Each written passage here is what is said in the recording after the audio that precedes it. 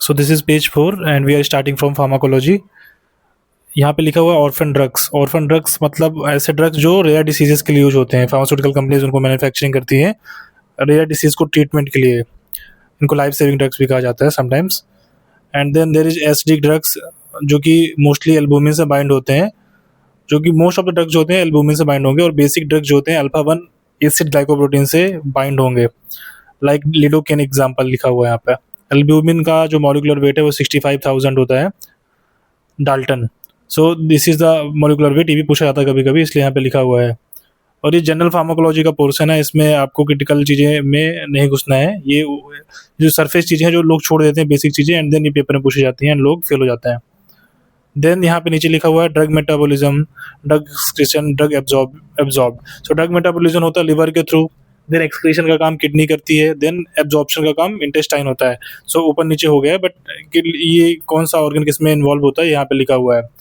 अब उसके साइड में राइट अपर कॉर्नर में लिखा हुआ है बाइंडिंग, ड्रग बाइंडिंग सबसे ज़्यादा लिवर में होता है, फिर किडनी में, लंग्स में, फिर देन मसल में। सो इसको LKLM करके मैंने याद किया था। So this is binding of drugs order. So उसके नीचे और लिखा हुआ है क्या, और ये ड्रग उनका एक्टिव मेटाबोलाइट। सो यहाँ पे एमिट्रिप्टिलिन लिखा है, तो एमिट्रिप्टिलिन का एक्टिव मेटाबोलाइट है नॉरट्रिप्टिलिन। ये क्या है, tricyclic anti depressant, TCA। Then there is codeine, codeine का एक्टिव मेटाबोलाइट है morphine, that is narcotics drug है ये, ठीक है। And then there is narcotics analgesic है। देन डायजेपाम है, डायजेपाम का एक्टिव मेटाबोलाइट है ऑक्सीजेपाम, एंटी एंजाइटी के लिए दिया जाता है। डिजिटॉक्सिन है, तो इसका एक्टिव फॉर्म है डिजॉक्सिन, एंटी एरिथीमिया के लिए है, एरिथीमिया को कंट्रोल करने के लिए। देन एमिप्रापिन है, imipramine, desipramine, tricyclic anti depressant again. Then phenacetin, phenacetin का एक्टिव फॉर्म है पैरासीटामोल। पैरासीटामोल को क्या काम है, एंटीपायरेटिक मतलब फीवर को कम करना।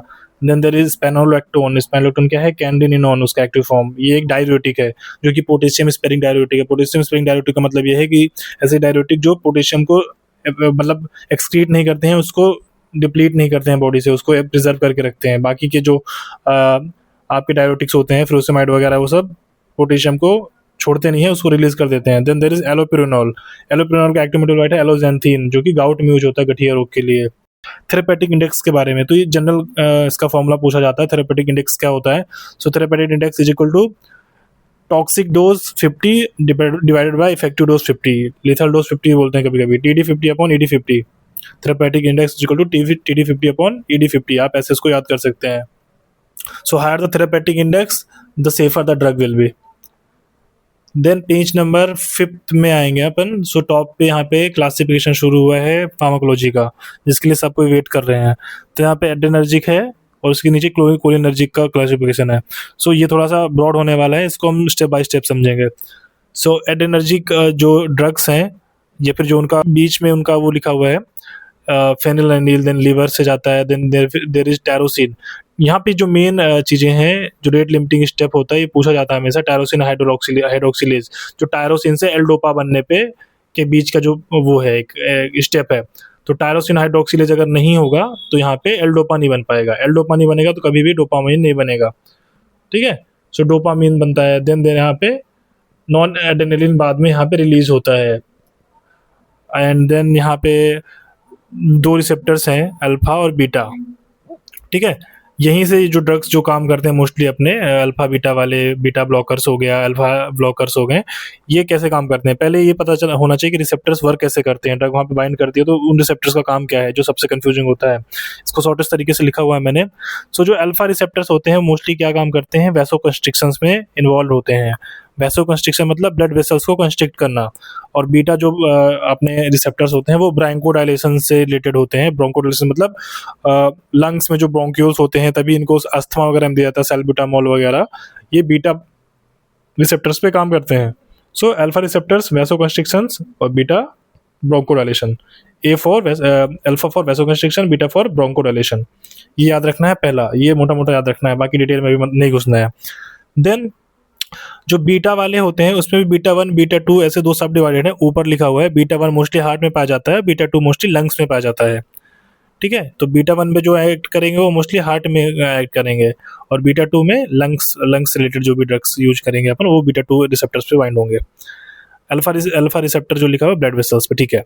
देन यहाँ पे साइड में लिखा हुआ है लॉन्गेस्ट एक्टिंग, तो ये काम की चीज़ें यही पूछी जाती हैं, longest acting beta beta agonist कौन सा है, लॉन्गेस्ट एक्टिंग बीटा ब्लॉकर कौन सा है, शॉर्टेस्ट एक्टिंग कौन सा है। सो लॉन्गेस्ट एक्टिंग बीटा एगोनिस्ट सैलमेटोरोल है, जो कि अस्थमा में दिया जाता है, ठीक है, सैलमेटोरोल वगैरह। देन बीटा ब्लॉकर है सबसे लॉन्गेस्ट एक्टिंग नैडोलॉल। तो आपको बस ये चीज़ याद होनी चाहिए, आपको पता चलेगा कि कैसे कहाँ पे किस रिसेप्टर पे बाइंड होती है और रिसेप्टर कहाँ पाए जाते हैं, उनकी लोकेशन।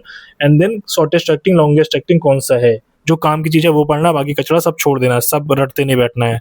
देन शॉर्टेस्ट एक्टिंग कौन सा है, बीटा ब्लॉकर एस्मोलॉल, ठीक है, and terbutaline. Then there is labetalol. Labetalol alpha और बीटा दोनों जगह बाइंड होता है, that is it is involving vaso constriction या फिर vaso dilation, bronchodilation, broncho constriction, मतलब अल्फा बीटा दोनों में काम करेगा। देन उसके नीचे लिखा है अल्फा 1 ब्लॉकर्स। अल्फा ब्लॉकर में प्राजोसिन वगैरह हो गया, ये आपको पता होगा। और अल्फा 2 ब्लॉकर्स स्पेसिफिकली पूछते हैं क्योंकि अल्फा 2 ब्लॉकर ज़्यादा लोगों को पता नहीं होता है। अल्फा 2 ब्लॉकर में सबसे कॉमन एग्जांपल है, जो मोस्ट इंपॉर्टेंट प्रोमिनेंट है, योहिमिबीन। योहिमिबीन होता है वो अल्फा 2 ब्लॉकर है, एंड अल्फा 1 में तो प्राजोसिन वगैरह हो गया। अब उसके यहाँ पे और भी चीज़ लिखी है, यहाँ से बीच में लिखा हुआ है एटेनोलॉल। एटेनोलॉल क्या है, कार्डियो सेलेक्टिव है। कार्डियो सेलेक्टिव मतलब बीटा 1 पे काम कर रहा होगा, ठीक है, तो बीटा 1 ब्लॉकर है ये। और ये इतना जो है ये एड्रेनर्जिक से रिलेटेड है, ये काम की चीज़ें हैं। इसके अलावा जो आपको पढ़नी है वो आप पढ़ लोगे और अपने नोट्स में लिख लोगे। जो मेरे काम की चीज़ थी उस हिसाब से मैंने यहाँ पे लिखी थी, बाकी सब मेरे दिमाग में है, ठीक है। So we are explaining this page, so we are stick to only that. So उसके नीचे एनर्जी खत्म होने के बाद कोई एनर्जिक है, और जो साइड में चीज़ें लिखी हुई है ओपियोइड वगैरह, एड्रोफोनियम वगैरह, वो कोई एनर्जिक से रिलेटेड है। अब यहाँ पे डिस्कस करके ऊपर में जाएंगे अपन। सो कोई एनर्जिक में क्या होता है, सेंट्रली एक्टिंग, जैसे कोई भी यहाँ पे लिखा हुआ है शॉर्टेस्ट एक्टिंग वगैरह एग्जांपल दिया हुआ है कि मेवाक्यूरियम क्या है, रॉक्सीक्यूरियम क्या है। तो ये शॉर्टेस्ट एक्टिंग लॉन्गेस्ट एक्टिंग ये पूछते ही पूछे हैं, तो इसलिए शॉर्टेस्ट एक्टिंग लॉन्गेस्ट एक्टिंग पूछना ही पूछना है इनमें, और तो उनको पता भी होना चाहिए इसके बारे में। देन देर इज 2 टाइप के रिसेप्टर होते हैं कोलिनर्जिक्स में। First one is nicotinic receptors और दूसरा वन इज मस्करेनिक। सो निकोटिनिक्स भी 2 टाइप्स के होते हैं फर्दर, एनएन और एनएम, ठीक है। तो एनएन वाला जो है यहाँ पे वो एड्रेनल मेड्यूला से रिलीज होता है, ये फिर वहाँ पे पाया जाता है। देन और दूसरा है न्यूरोमस्कुलर जंक्शन पे एक होता है, ठीक है। न्यूरोमस्कुलर जंक्शन मतलब 2 न्यूरॉन्स के बीच में, और न्यूरॉन्स और मसल्स के बीच में जो एक जंक्शन होता है वहाँ पे पाया जाता है। और मस्कुलिनिक रिसेप्टर में क्या होगा, 3 टाइप के रिसेप्टर्स हैं, मोस्टली M5 तक जाता है, M4 M5। तो यहाँ पे लिखा है मैंने काम की चीज़ के लिए M1 M2 M3 ये मोस्टली पूछते हैं एग्जाम में। M4 M5 आप साइड से पढ़ सकते हो, वो रेस्ट ऑफ द मटेरियल है, जब आप ये इससे डन हो जाए तब। देन M1 M2 3 है, तो M1 मोस्टली इसकी लोकेशन इंपॉर्टेंट है कि कहाँ पे है, कहाँ पे काम करेगा। M1 काम करता है स्टमक में, M2 काम करता है हार्ट में, और M3 करता है आई में, आई और ब्रोंकियोस में, ठीक है, तो मतलब स्मूथ मसल्स में। तो स्टमक और सीएनएस में भी, सेंट्रल नर्वस सिस्टम में M1 रिसेप्टर मोस्टली मौजूद होता है। सो जैसे एग्जांपल दिया हुआ उसके नीचे स्टमक में, जैसे एक डाइसाइक्लोमिन करके ड्रग होती है, ठीक है, जो पेट की ऐठन वगैरह होती है उसमें स्पेजम होता है, तो एंटी स्पेजम के रूप में दिया जाता है डाइसाइक्लोमिन को। So that is binding into M1 receptor, ठीक है। सो this is why dicyclomine works very well. और सीएनएस के लिए यहाँ पे एग्जांपल दिया नहीं हुआ है, बट यहाँ पे एक ऊपर एग्जांपल दिया हुआ है सक्सिनिल कोलिन। सो ये शॉर्टेस्ट एक्टिंग मसल रिलैक्सेंट है। अब सक्सिनिल कोलिन क्यों शॉर्टेस्ट एक्टिंग मसल रिलैक्सेंट, क्योंकि जब भी सक्सिनिल कोलिन प्रोड्यूस होगा, वर्क करेगा, तो वहाँ पे एक एंजाइम होता है कोलिनेस्टेरेज वाला। ये एक अलग फंडा है जो आप समझोगे जब इसका क्लासिफिकेशन पढ़ोगे, इसके बारे में पढ़ोगे अच्छे से, तो वो उसको डीएक्टिवेट कर देता है। तो यहाँ पे इसलिए लिखा हुआ है शॉर्टेस्ट एक्टिंग, क्योंकि जल्दी से डीएक्टिवेट हो जाएगा, उसको कोलिनेस्टेरेज उसको डीएक्टिवेट कर देगा। अब यहाँ पे एक और है, यहाँ पे नीचे लिखा हुआ पायरेनज़ेपिन टेलेनज़ेपिन। पायरेनज़ेपिन टेलेनज़ेपिन एक क्लासिक ड्रग्स हैं जो कि पेप्टिक अल्सर में यूज होते हैं। ये भी मस्कुलिनिक M1 एंटी मस्कुलिनिक रिसेप्टर में काम करते हैं, एंटागोनिस्ट हैं। अब यहाँ पे एक एग्जाम्पल एक और ड्रग है टैक्रीन। टैक्रीन पूछा जाता है, ये कहीं से मेरे फार्म MCQ या फिर GDC ट्विटर के चैनल से मैंने ये उठाया था। अल्जाइमर्स में यूज होता है। क्यों यूज होता है, क्योंकि लिपिड सोल्यूबल है और ये सीएनएस को क्रॉस कर जाएगा, मतलब ब्लड ब्रेन बैरियर को क्रॉस करेगा। सो ये अल्जाइमर्स में यूज हो सकता है, ये भी M1 एंटागोनिस्ट होगा। So tacrine. Then there is atracurium. Atracurium का एलिमिनेशन लिखा हुआ है, हॉफमैन एलिमिनेशन होता है, ये एक एडिशनल इन्फॉर्मेशन है, वो लिख दी थी यहाँ पे। देन यहाँ पे M3 का एक एग्जांपल लिखा हुआ है ट्रोपिकामाइड। ट्रोपिकामाइड एक ड्रग है जो आइज में यूज होता है, मिड्रियाटिक। मिड्रियाटिक क्या होता है, जो प्यूपिल्स को डायलेट करते हैं। तो ये शॉर्टेस्ट एक्टिंग है ट्रोपिकामाइड। ये कहाँ पे काम करेगा, M3 रिसेप्टर्स में काम करेगा। क्यों, क्योंकि M3 रिसेप्टर्स कहाँ पे प्रेजेंट है, आई और ब्रोंकस में। सो देन यहाँ पे एक और एग्जांपल लिखा है लोबेलिन इज इक्वल टू निकोटीन। लोबेलिन एक जो प्लांट है वहाँ से निकोटीन मिलता है, ठीक है। जैसे जो लोग तंबाकू वगैरह खाते हैं उससे निकोटीन रिलीज होता है और निकोटिनिक रिसेप्टर्स पे बाइंड होता है, जिसकी वजह से अल्टर होता है ब्रेन, उसमें से डोपामाइन वगैरह रिलीज होता है।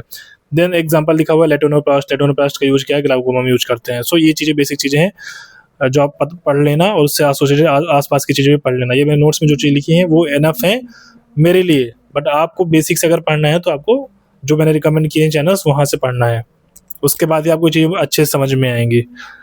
इसको अभी यहीं तक रखते हैं, उसके नीचे का जो पोर्शन है एंटी कन्वल्सेंट वाली कैटेगरी वो हम नेक्स्ट वीडियो में डिस्कस करेंगे। Hope you understood.